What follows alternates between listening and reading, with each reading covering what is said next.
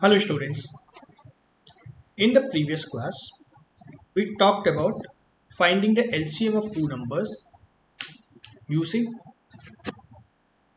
the Euclid's division lemma. Do you remember the Euclid's division lemma? Just quickly I'll revise it once again. Euclid's lemma said that if there are two numbers A and B where A is greater than B, then you can write A as P times Q plus R. So we have divided A by B and we have obtained this Q and R, and we can express A as a combination of these three numbers B, Q and R. Let's say for example, if we divide 27, let's say A is equal to 27 and B is equal to 4, we can write 27 is equal to 4 into 6. What is 4 into 6? 24 plus 3. Is it okay? So we have A as 27, B as 4, Q as 6 and R as 3. Okay. This is the very simple Euclid's lemma. याद हो गया अब तो? We'll talk about such simple things only in this video and in this course altogether. Maths is very simple. आसान है ना? कोई दिक्कत होती है तो you can comment me. I will help you out in any problem in mathematics. Don't hesitate. If you ask me, you'll get a solution. ठीक है? So using this lemma in the previous class, we had seen a process how to find the HCF, or you can also call it as GCD. Using this process, we can find the HCF or GCD also. ठीक है? The process is also called an algorithm. In mathematics, algorithm. You see this word? Euclid's division algorithm. Algorithm is a process.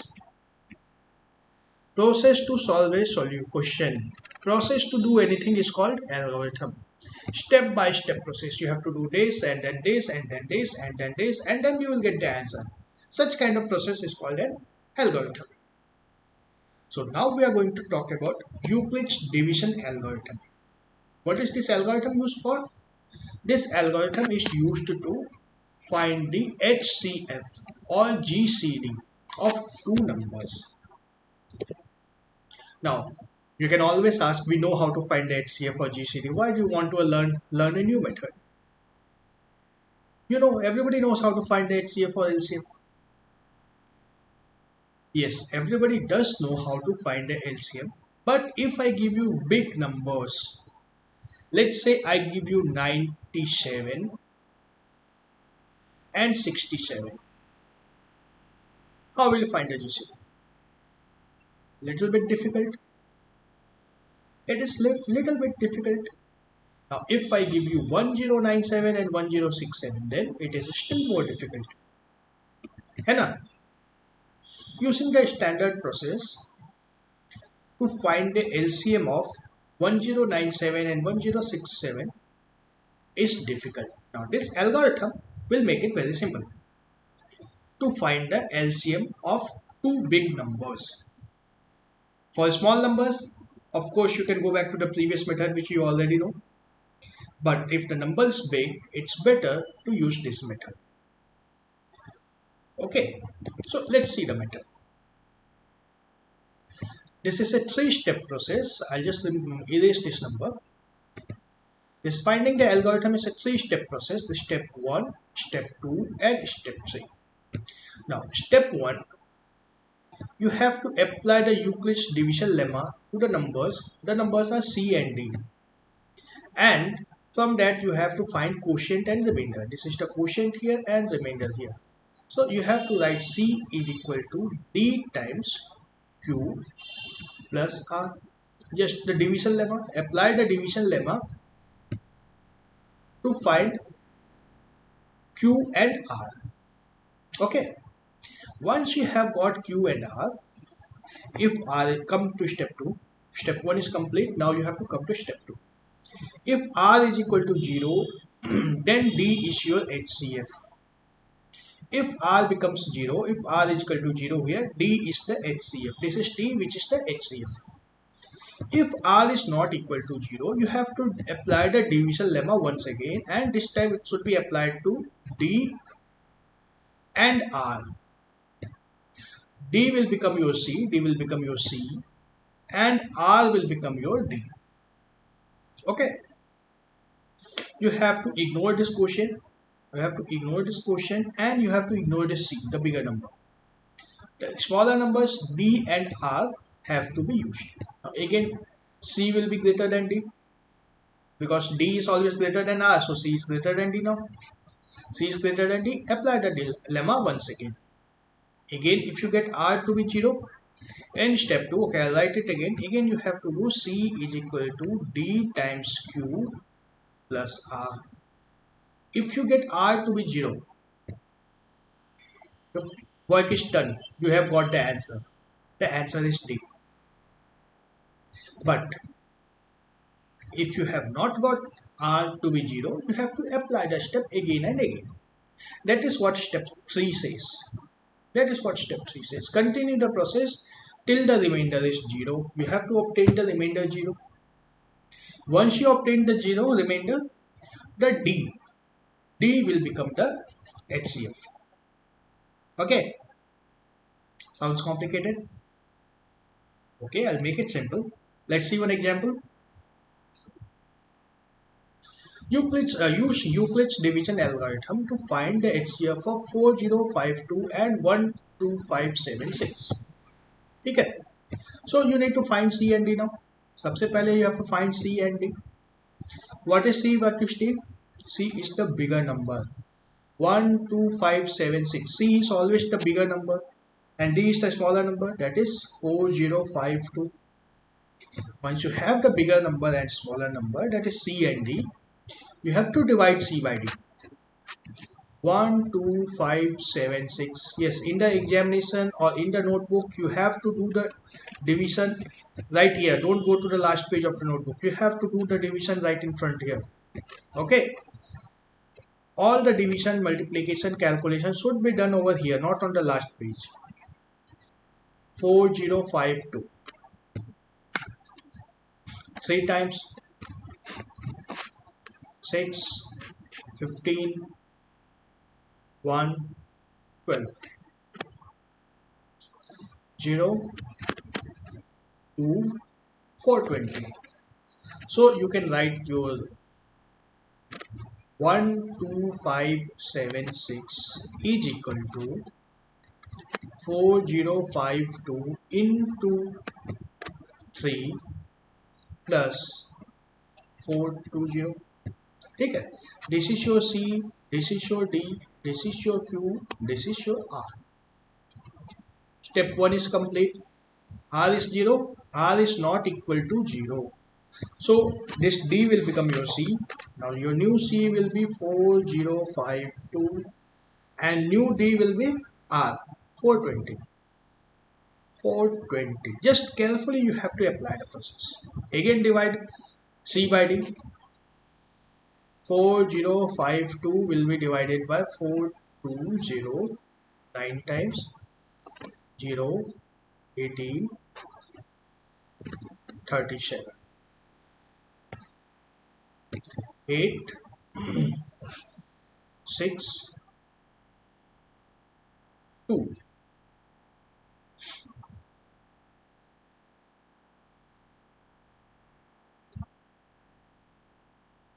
Sorry. You cannot do calculation mistakes in the examination. I can do over here, but you cannot do it in the examination.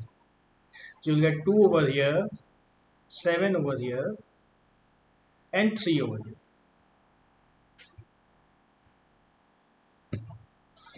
272.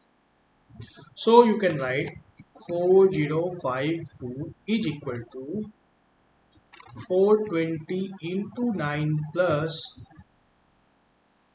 272. Okay. This is your C, this is your D, this is your Q, this is your R. Again, you have to find the new C and new D. New C will be 420, new D will be 272. Again, you have to divide. You can write 420 is equal to 272 into 1 plus how much?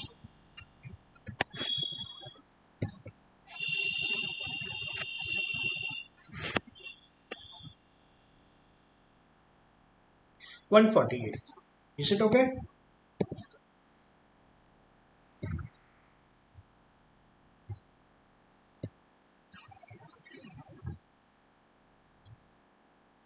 So you have to find your new C. New C will be 272. New D will be 148. Again divide. 272 is equal to 148 into 1 plus how much?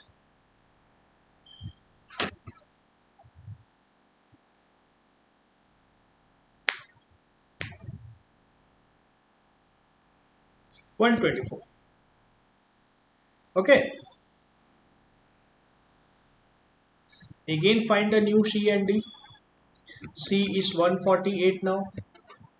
D is 124 now. Apply the process once again.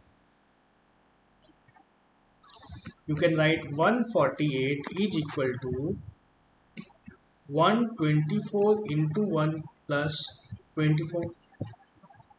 Okay. Again find new C and D. Your C will be 124. D will be 24. Apply the process. 124 is equal to 24 into 5 plus 4. Okay. Again find new C and D. C is 24. D is equal to 4. You will get now 24 is equal to 4 into 6 plus 0.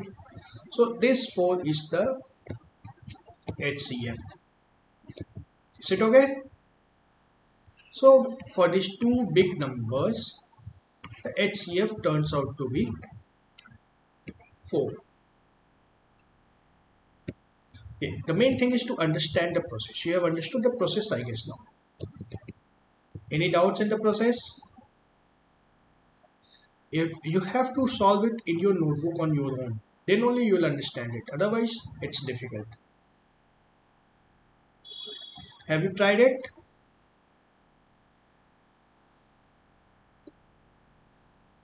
Okay, if you have not tried it, try to do it on your own. I have explained you the entire process. Now you have to solve it on your own. If you have any doubts, come back to the video, revise it, but do it on your own.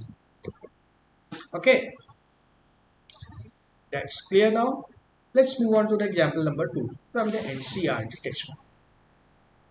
So that every positive integer is of the form 2q, where every positive odd integer is of the form 2q plus 1, where q is some integer. Okay? Sounds complicated? No, it's not that complicated. It's simple actually. शब्दों में घुमा रहे हैं सिर्फ.